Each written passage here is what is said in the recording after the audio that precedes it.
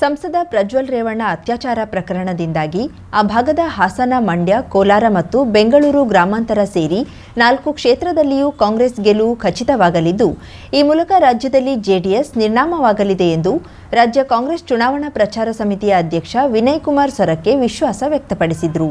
ಅದರಲ್ಲಿ ಕೂಡ ಹಾಸನ, ಮಂಡ್ಯ, ಅದೇ ರೀತಿಯಾಗಿ ಕೋಲಾರ, ಇನ್ನೊಂದು ಕ್ಷೇತ್ರ ದೇವೇಗೌಡರ ಅಳಿಯರೇ ಹೋಗಿ ಬೆಂಗಳೂರು ರೂರಲ್ ಕೂಡ ನಿಂತಿದ್ದಾರೆ ಬಿಜೆಪಿಯಲ್ಲಿ. ಈ 4 ಕ್ಷೇತ್ರದಲ್ಲಿ ಕೂಡ ಕಾಂಗ್ರೆಸ್ ಪಕ್ಷ ಗೆದ್ದು ಬರುವಂತ ಎಲ್ಲ ರೀತಿಯ ಸೂಚನೆ ಕೂಡ ಇದೆ. ಹೆಚ್ಚು ನಿಮಿಷ 4 ಕ್ಷೇತ್ರದಲ್ಲಿ ಗೆದ್ದು ಬಂದ್ರೆ ಬಿಜೆಪಿಯವರು ಹೇಳ್ತಿದ್ರು ಕಾಂಗ್ರೆಸ್ ಮುಕ್ತ ಮಾಡ್ತೇವೆ ಅಂತ ಹೇಳಿ. ಜೆಡಿಎಸ್ ಅಂತೂ ಮುಕ್ತ ಆಗ್ತದೆ. 4 ಕ್ಷೇತ್ರದಲ್ಲಿ ಕಾಂಗ್ರೆಸ್ ಪಕ್ಷ ಗೆದ್ದು ಬಂದ್ರೆ ಕರ್ನಾಟಕ ರಾಜ್ಯದಲ್ಲಿ ಅಂದು ರಾಮಕೃಷ್ಣ ಹೆಗಡೆ ಅವರು, ದೇವೇಗೌಡರವರು, ಎಸ್.ಆರ್. ಬೊಮ್ಮಾಯಿ ಅವರು ಕಟ್ಟಿದಂತ ಜನತಾ ಪಕ್ಷ ಏನಿತ್ತು, ಜೆಡಿಎಸ್ ಪಕ್ಷ ಈಗ ಏನಿದೆ, ಅದು ನಿರ್ನಾಮ ಆಗುವಂತ ಹಂತದಲ್ಲಿ ಇದೆ. ಕುಮಟಾ ಪಟ್ಟಣದ ಬ್ಲಾಕ್ ಕಾಂಗ್ರೆಸ್ ಕಚೇರಿಯಲ್ಲಿ ಶನಿವಾರ ಕರೆದ ಸುದ್ದಿಗೋಷ್ಠಿಯಲ್ಲಿ ಮಾತನಾಡಿದ ಅವರು, ಬಿಜೆಪಿ ಅಭ್ಯರ್ಥಿ ಪ್ರಜ್ವಲ್ ರೇವಣ್ಣ ಅತ್ಯಾಚಾರ ವಿಷಯ ಪ್ರಧಾನಿ ಮೋದಿಗೆ ತಿಳಿದಿದ್ರೂ ಟಿಕೆಟ್ ನೀಡಿ ಅವರ ಪರ ಹಾಸನದಲ್ಲಿ ಪ್ರಚಾರ ಮಾಡಿದ್ದಾರೆ.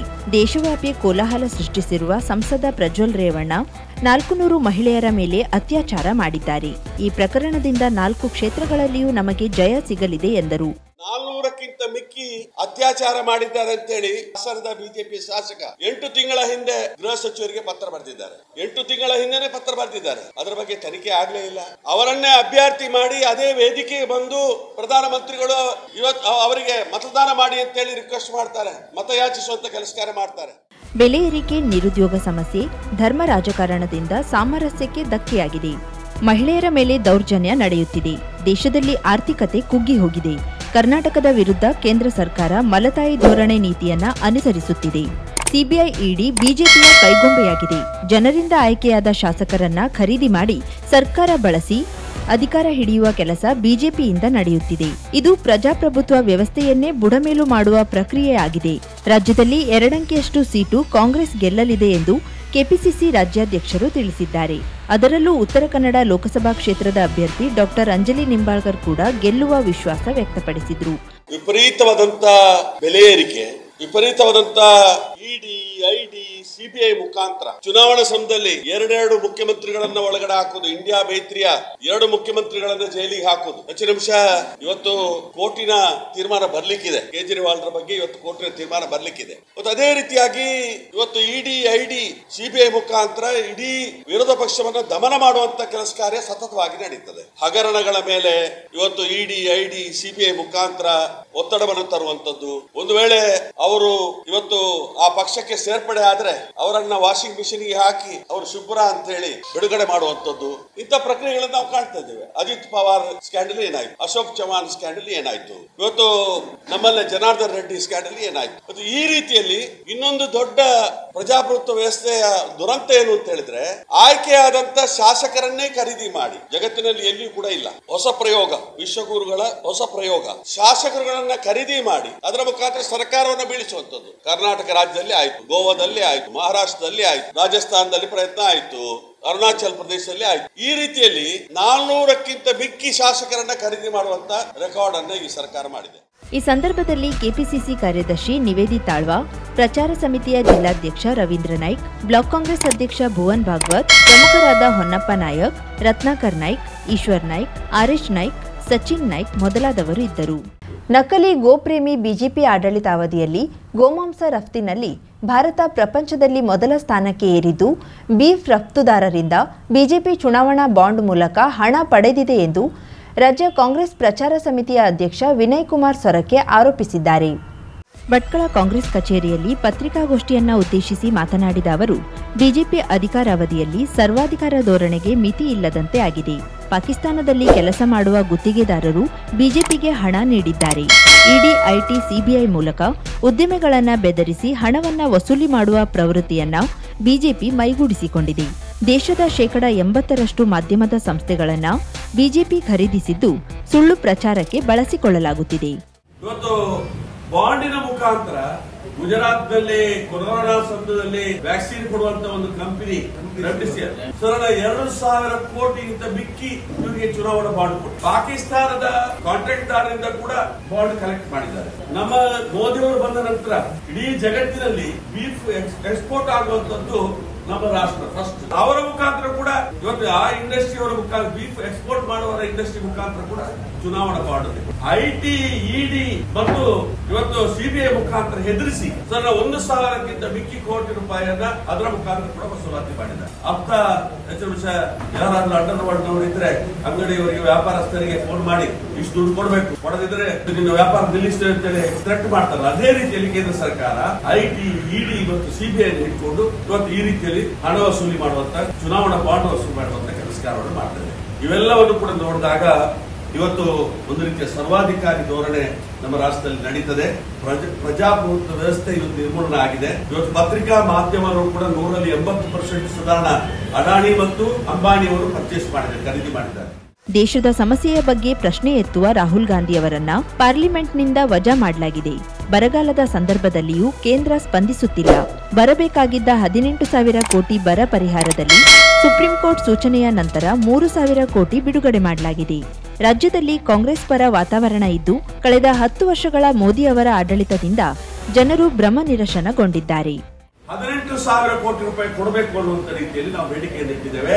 ನಮ್ಮ ತೆರಿಗೆಗೋಸ್ಕರ, ಬರಗಾಲದ ಪರಿಹಾರಕ್ಕೋಸ್ಕರ ದೆಹಲಿಗೆ ಹೋಗಿ ಪ್ರಧಾನಮಂತ್ರಿಗಳನ್ನು ಭೇಟಿ ಮಾಡಿ, ಗೃಹ ಸಚಿವರನ್ನು ಭೇಟಿ ಮಾಡಿ ನಮ್ಮ ಅಹವಾಲುಗಳನ್ನು ಸಲ್ಲಿಕೆ ಮಾಡುವಂತ ಕೆಲಸ ಕಾರ್ಯ ಮಾಡಿದ್ದು. ಅದಕ್ಕೆ ಯಾವುದೇ ರೀತಿಯ ಸ್ಪಂದನ ಬರಲಿಲ್ಲ. ನಂತರ ಪ್ರತಿಭಟನೆ ಮಾಡುವಂತ ಕಾರ್ಯ ಕೂಡ ದೆಹಲಿಯಲ್ಲಿ ಆಯಿತು. ನಂತರ ಸುಪ್ರೀಂ ಕೋರ್ಟ್ ಕೂಡ ನಾವು ಹೋಗಿ ಸುಪ್ರೀಂ ಕೋರ್ಟ್ ಆದೇಶವನ್ನು ಕೊಟ್ಟು ಕೂಡಲೇ ಪರಿಹಾರ ವಿತರಣೆ ಮಾಡಿ. ನಾವು ಕೇಳಿರುವುದು 18,000 ಕೋಟಿ, ಕೊಟ್ಟಿರುವುದು 3,400 ಚಿಲ್ಲರೆ. ಪ್ರತಿ ಮಹಿಳೆಗೆ ವಾರ್ಷಿಕವಾಗಿ 1 ಲಕ್ಷ ರೂಪಾಯಿ ನೀಡುವ ಗ್ಯಾರಂಟಿ ಯೋಜನೆಯನ್ನ ಘೋಷಿಸಲಾಗಿದೆ ಎಂದರು. ಹಿಂದುಳಿದ ಮೀಸಲಾತಿ ಕಸಿದು ಕಾಂಗ್ರೆಸ್ ಅಲ್ಪಸಂಖ್ಯಾತರಿಗೆ ನೀಡಿದೆ ಎಂಬ ಪ್ರಧಾನಿ ಮೋದಿ ಅವರ ಆರೋಪಕ್ಕೆ ಪ್ರತಿಕ್ರಿಯಿಸಿದ ಸುರಕೆ, ಮೀಸಲಾತಿಯನ್ನ ವಿರೋಧಿಸಿ ಬಿಜೆಪಿ ರಾಜ್ಯ ಉಪಾಧ್ಯಕ್ಷರಾಗಿದ್ದ ರಾಮ್ಮ ಜೋಯಿಸ ನ್ಯಾಯಾಲಯದ ಮೆಟ್ಟಿಲನ್ನ ಏರಿದ್ರು. ಕಾಂಗ್ರೆಸ್ ಪಕ್ಷ ಜನಗಣತಿಯ ಮೂಲಕ ಮೀಸಲಾತಿ ಹಂಚಿಕೆಯಾಗುವುದನ್ನ ಖಾತರಿಪಡಿಸುತ್ತದೆ ಎಂದರು. 1 ಲಕ್ಷ ರೂಪಾಯಿವರೆಗೆ ಮಹಿಳೆಗೆ ಒಂದು ವರ್ಷಕ್ಕೆ ಕೊಡಬೇಕು ಅಂತೆ. ಆಲ್ರೆಡಿ ಕರ್ನಾಟಕ ರಾಜ್ಯ ಸರ್ಕಾರದ ಗ್ಯಾರಂಟಿ ಮುಖಾಂತರ 24,000 ರೂಪಾಯಿ ವರ್ಷಕ್ಕೆ ಸಿಗ್ತದೆ. ಇದು ಆದ್ರೆ 1,24,000 ರೂಪಾಯಿ ಇವತ್ತು ಈ ಗ್ಯಾರಂಟಿ ಯೋಜನೆ ಮುಖಾಂತರ ಕೊಡುವಂತ. ಕಾಂಗ್ರೆಸ್ ಜಿಲ್ಲಾ ಪ್ರಚಾರ ಸಮಿತಿ ಅಧ್ಯಕ್ಷ ರವೀಂದ್ರ ನಾಯ್ಕ್, ರಾಮ ಮೊಗೇರ್, ಭಟ್ಕಳ ಕಾಂಗ್ರೆಸ್ ಘಟಕದ ಅಧ್ಯಕ್ಷ ವೆಂಕಟೇಶ್ ನಾಯ್ಕ್, ಅಬ್ಬಾಸ್ ದೋನ್ಸೆ, ಅಲ್ಬರ್ಟ್ ಡಿಕೋಸ್ತಾ, ಸುರೇಶ್ ನಾಯ್ಕ್ ಮೊದಲಾದವರು ಉಪಸ್ಥಿತರಿದ್ದರು. ರಾಜ್ಯದ ಮೊದಲ ಹಂತದ ಲೋಕಸಭಾ ಚುನಾವಣೆಯಲ್ಲಿ 14 ಕ್ಷೇತ್ರಗಳಲ್ಲೂ ಕಾಂಗ್ರೆಸ್ಸಿಗೆ ಒಳ್ಳೆಯ ಸ್ಪಂದನೆ ಸಿಕ್ಕಿದೆ. ಜೆಡಿಎಸ್ ಸೋತು ರಾಜ್ಯದಿಂದಲೇ ನಾಮಾವಶೇಷವಾಗಲಿದೆ ಎಂದು ಕಾಂಗ್ರೆಸ್ ರಾಜ್ಯ ಪ್ರಚಾರ ಸಮಿತಿಯ ಅಧ್ಯಕ್ಷ ಹಾಗೂ ಮಾಜಿ ಸಚಿವ ವಿನಯ್ ಕುಮಾರ್ ಸೊರಕೆ ತಿಳಿಸಿದರು. ಕರವರ ನಗರದಲ್ಲಿ ಮಾಧ್ಯಮದವರೊಂದಿಗೆ ಮಾತನಾಡಿದ ಅವರು, ಈ ಬಾರಿ ಲೋಕಸಭಾ ಚುನಾವಣೆಯಲ್ಲಿ ರಾಜ್ಯದ ಗ್ಯಾರಂಟಿ ಯೋಜನೆಗಳ ಪರಿಣಾಮ ಬಿಜೆಪಿಯ 10% 15% ಮತದಾರರು ಕಾಂಗ್ರೆಸ್ನತ್ತ ಬರಲಿದ್ದಾರೆ. ಇದರಿಂದ ಇಡೀ ರಾಜ್ಯದಲ್ಲಿ ಕಾಂಗ್ರೆಸ್ ದೊಡ್ಡ ಸಂಖ್ಯೆಯಲ್ಲಿ ಸಂಸದರು ಆಯ್ಕೆಯಾಗಲಿದ್ದಾರೆ. ರಾಜ್ಯ ಹಾಗೂ ಕೇಂದ್ರದಲ್ಲಿ ಬಿಜೆಪಿ ವಿರುದ್ಧ ಅಲೆ ಇದೆ.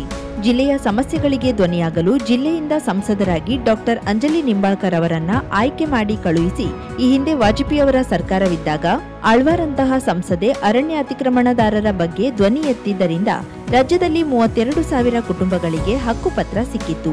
ಆದರೆ 6 ಬಾರಿ ಸಂಸದರಾಗಿ ಅನಂತಕುಮಾರ್ ಹೆಗಡೆ ಸಂಸತ್ತಿನಲ್ಲಿ ಜಿಲ್ಲೆಯ ಸಮಸ್ಯೆಯ ಬಗ್ಗೆ ಧ್ವನಿ ಎತ್ತಲೇ ಇಲ್ಲ. ಈಗ ಸಂಸದ ಸ್ಥಾನಕ್ಕೆ ಬಿಜೆಪಿಯ ಅಭ್ಯರ್ಥಿಯಾದ ವಿಶ್ವೇಶ್ವರ ಹೆಗಡೆ ಕಾಗೇರಿ ಅವರು 6 ಬಾರಿ ಶಾಸಕರಾಗಿ, ಸಚಿವರಾಗಿ, ವಿಧಾನಸಭಾಧ್ಯಕ್ಷರಾಗಿ ಜಿಲ್ಲೆಗೆ ಮಾಡಿದ್ದು ಏನೂ ಇಲ್ಲ ಎಂದರು. ಎಲ್ಲ ಕೊಟ್ಟಂತ ಆಶ್ವಾಸನೆಯನ್ನ ಪಾರದರ್ಶಕವಾಗಿ ಅನುಷ್ಠಾನ ಮಾಡುವಂತ ಕೆಲಸ ಕಾರ್ಯ ಆಗಿದೆ. ಇದರ ಬಗ್ಗೆ ಬಹಳಷ್ಟು ಒಂದು ರೀತಿಯಲ್ಲಿ ನಮಗೆ ಬಂದಂತ ಮಾಹಿತಿ ಪ್ರಕಾರ 10% 15% ಗ್ಯಾರಂಟಿ ಸ್ಕೀಮ್ ಮುಖಾಂತರ ಬಿಜೆಪಿ ಹೋಗಿ ನಮಗೆ ಟರ್ನ್ ಔಟ್ ಆಗ್ತದೆ ಈ ಸಲ ಅನ್ನುವಂತ ರೀತಿಯ ಮಾಹಿತಿ ಇದೆ. ಆ ದೃಷ್ಟಿಯಲ್ಲಿ ಅದು ಅಲ್ಲದೆ ಇವತ್ತು ರಾಹುಲ್ ಗಾಂಧಿ ಅವರು ಇವತ್ತು ಭಾರತ್ ಜೋಡೋ ಕಾರ್ಯಕ್ರಮ ಮಾಡೋದ್ರ ಮುಖಾಂತರ ಯುವಕರನ್ನ, ಕಾರ್ಮಿಕರನ್ನ, ಎಲ್ಲ ಸಮುದಾಯದ ಜನರನ್ನು ಕೂಡ ಭೇಟಿ ಮಾಡಿ ಅವರ ಭಾವನೆಗಳು ಏನು ಅನ್ನೋದ್ರ ಬಗ್ಗೆ ತಿಳ್ಕೊಂಡು ನಮ್ಮ ಎಸಿಸಿ ಅಧ್ಯಕ್ಷರಾದಂತ ಮಲ್ಲಿಕಾರ್ಜುನ್ ಖರ್ಗೆ ಅವರು ಮತ್ತು ರಾಹುಲ್ ಗಾಂಧಿ ಅವರು ಇವತ್ತು ಈ ಲೋಕಸಭಾ ಚುನಾವಣೆ ನಡೆಸುವಂತದ್ದು, ಇವತ್ತು ನಿರುದ್ಯೋಗಿಗಳಿಗೆ ಉದ್ಯೋಗ ಕೊಡುವಂತ ಗ್ಯಾರಂಟಿ ಕಾರ್ಯಕ್ರಮ, 1 ಲಕ್ಷ ವೇತನದವರೆಗೆ ಇವತ್ತು ಕೊಡುವಂತದ್ದು, ನಂತರ ಇವತ್ತು ಕೌಶಲ್ಯಾಭಿವೃದ್ಧಿ ಮುಖಾಂತರ ಅವರಿಗೆ ತರಬೇತಿ ಕೊಡುವಂತದ್ದು, ಇಂಥ 10 ಹಲವಾರು ರೀತಿಯ ಒಂದು ಉದ್ಯೋಗಕ್ಕೆ ಹೊಂದಿಕೊಂಡು ಕಾರ್ಯಕ್ರಮವನ್ನು ಗ್ಯಾರಂಟಿ ಆಗಿ ಕೊಟ್ಟಿದ್ದೇವೆ.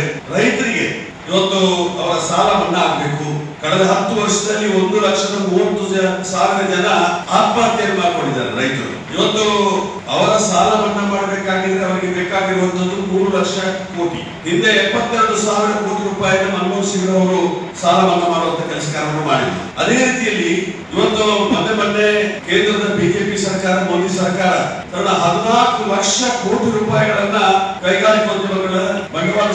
ಈ ಸಂದರ್ಭದಲ್ಲಿ ಪತ್ರಿಕಾಗೋಷ್ಠಿಯಲ್ಲಿ ಕಾಂಗ್ರೆಸ್ ಪ್ರಚಾರ ಸಮಿತಿಯ ಜಿಲ್ಲಾಧ್ಯಕ್ಷ Ravindra Naik, KPCC state coordinator Shambhu Shetty, ನಿವೃತ್ತ ಪ್ರಾಂಶುಪಾಲ ಜೆಪಿ ನಾಯಕ್ ಉಪಸ್ಥಿತರಿದ್ದರು.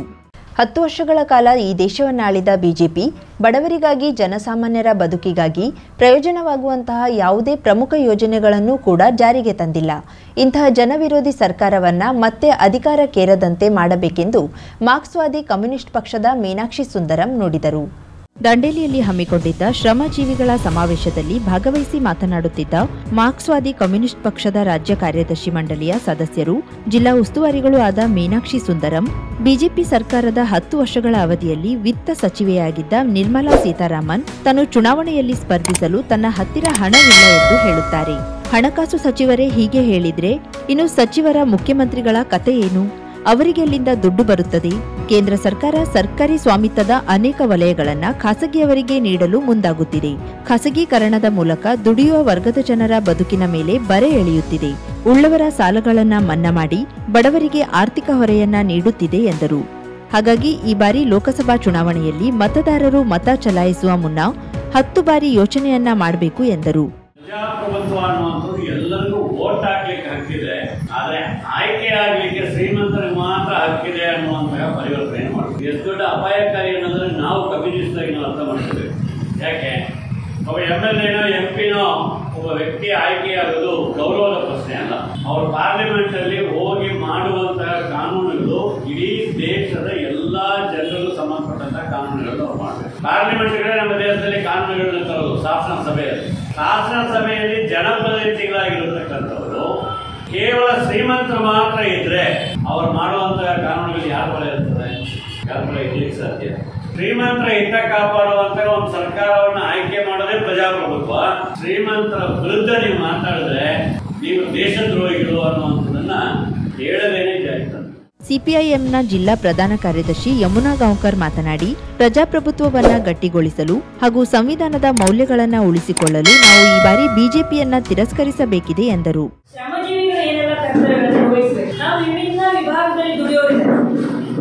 ಭಾರತ ಕಮ್ಯುನಿಸ್ಟ್ ಪಕ್ಷ ಮಾರ್ಕ್ಸ್ವಾದಿ ಇದು ಶ್ರಮಜೀವಿಗಳ ಪಕ್ಷ.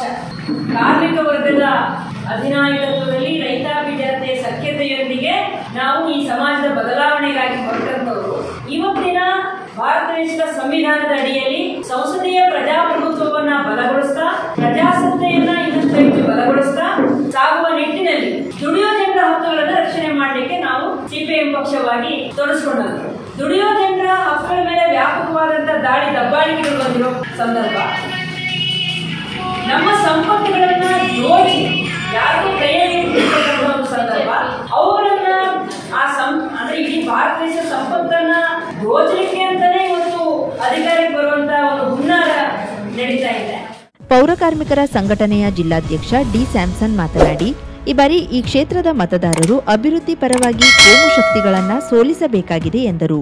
ಬೆಳೆ ಏರಿಕೆಯ ಪ್ರಶ್ನೆ ಇರ್ಬೋದು, ಕೂಲಿಯ ಪ್ರಶ್ನೆ ಇರ್ಬೋದು, ನಿರುದ್ಯೋಗದ ಪ್ರಶ್ನೆ ಇರ್ಬೋದು, ರೈತರ ಪ್ರಶ್ನೆ ಇರ್ಬೋದು, ಕಾರ್ಮಿಕರ ಪ್ರಶ್ನೆ ಇರ್ಬೋದು, ಇಂಥ 10 ಹಲವಾರು ಸಮಸ್ಯೆಗಳಿಂದ ಕಳೆದ 10 ವರ್ಷಗಳಿಂದ ನಾವು ದಾಟಿ ಬಂದಿದ್ವಿ. ಆದ್ರೆ ಇವತ್ತು ದುಡಿಯೋ ಜನರಿಗೆ ಒಂದು ಸುವರ್ಣ ಅವಕಾಶ ಇವತ್ತು ನಮಗೆ ಸಿಕ್ಕಿದೆ. ದೇಶದ ಪ್ರಜಾಪ್ರಭುತ್ವ ವ್ಯವಸ್ಥೆಯನ್ನ ಮತ್ತು ಈ ಪ್ರಜಾಪ್ರಭುತ್ವ ವ್ಯವಸ್ಥೆಯನ್ನ ಗಟ್ಟಿಗೊಳಿಸುವುದು ಮತ್ತೆ ಕೋಮುವಾದಿ ಶಕ್ತಿಗಳಿಗೆ ಒಂದು ಪಾಠ ಕಲಿಸುವಂತ ಒಂದು ನಿರ್ಣಾಯಕ ದಿನಮಾನಗಳಲ್ಲಿ ನಾವು ಇದ್ದೀವಿ ಅನ್ನುವಂಥದ್ದನ್ನ ಇವತ್ತು ನಾವೆಲ್ಲರೂ ಕೂಡ ಮನಗಾಣಲಿಕ್ಕೆ ಸಾಧ್ಯ ಆಗಬೇಕು ಅನ್ನುವಂಥದ್ದು. ವೇದಿಕೆಯಲ್ಲಿ ವೆಸ್ಟ್ ಕೋಸ್ಟ್ ಪೇಪರ್ ಮಿಲ್ನ ಎಂಪ್ಲಾಯೀಸ್ ಯೂನಿಯನ್ನ ಸಲೀಂ ಸೈಯದ್, ಕರ್ನಾಟಕ ಪ್ರಾಂತ ರೈತ ಸಂಘದ ಪ್ರೇಮಾನಂದ್ ವೇಳಿಪ, ಸಿಐಟಿಯುನ ನಾಗಪ್ಪ ನಾಯ್ಕ್, ಹೇಮಂತ್ ಸಿದ್ದುಗಿ ಮೊದಲಾದವರಿದ್ದರು. ತಾಲೂಕಿನ ವಿವಿಧ ಭಾಗಗಳ ಶ್ರಮಜೀವಿಗಳು ಹಾಗೂ ಸಂಘಟನೆಯ ಪ್ರಮುಖರು ಭಾಗವಹಿಸಿದ್ರು. ಶುಭಾರಂಭಗೊಂಡಿದೆ ಹೊನ್ನಾವರದಲ್ಲಿ ನೂತನ ಜವಳಿ ಮಳಿಗೆ, Shri Mallikarjuna silks, bank road, Honnavar. ಪರಂಪರೆಯ ಸಾಂಪ್ರದಾಯಿಕ ಉಡುಪು, ಹೊಸ ತಲೆಮಾರಿನ ಯುವಕ ಯುವತಿಯರ ಮನಸೆಳೆಯುವ ವಿನ್ಯಾಸದ, ವಿದ್ಯಾರ್ಥಿನಿಯರ ಹಾಗೂ ಚಿಣ್ಣರಿಂದ ಎಲ್ಲಾ ವಯೋಮಾನದವರ ಮನ ಮೆಚ್ಚುವ ನವನವೀನ ಶೈಲಿಯ ವಿಶ್ವಪ್ರಸಿದ್ಧ ಕಂಪನಿಗಳ ಉತ್ಕೃಷ್ಟ ಗುಣಮಟ್ಟದ ವಸ್ತ್ರ ವಿನ್ಯಾಸಗಳ ರೆಡಿಮೇಡ್ ಬಟ್ಟೆಗಳನ್ನು ಇದೀಗ ಬೃಹತ್ ಮಳಿಗೆಯಲ್ಲಿ ಕೈಗೆಟುಕುವ ದರದಲ್ಲಿ ಲಭ್ಯ. ಇಂದೇ ಭೇಟಿ ನೀಡಿ Mallikarjuna silks, bank road, Honnavar, Uttara Kannada.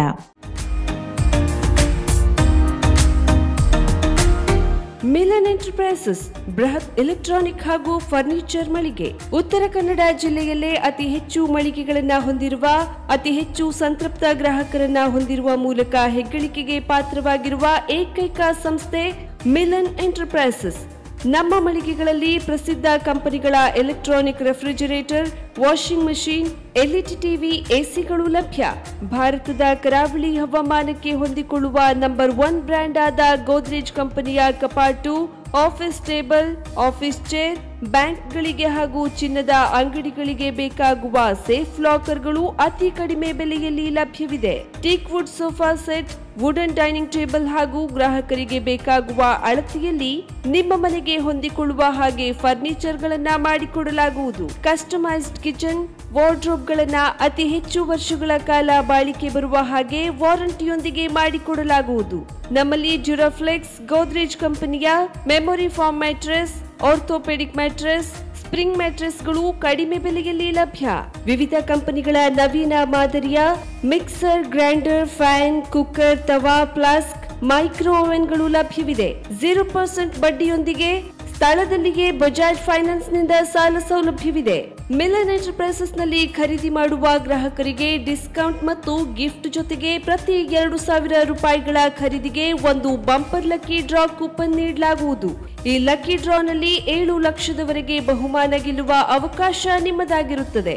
Lucky ಡ್ರಾದಲ್ಲಿ 1 car, 2 bike ಮತ್ತು ರೆಫ್ರಿಜರೇಟರ್, ವಾಷಿಂಗ್ ಮಷೀನ್ ಸೇರಿದಂತೆ 30 ಲಕ್ಕಿ ಗ್ರಾಹಕರಿಗೆ ಬಹುಮಾನ ಗೆಲ್ಲುವ ಅವಕಾಶ. ಗ್ರಾಹಕರ ಸಂತೃಪ್ತಿಗೆ ನಮ್ಮ ಮೊದಲ ಆದ್ಯತೆ ಎನ್ನುವುದು ಮಿಲನ್ ಎಂಟರ್ಪ್ರೈಸಸ್ನ ವಾಕ್ಯ.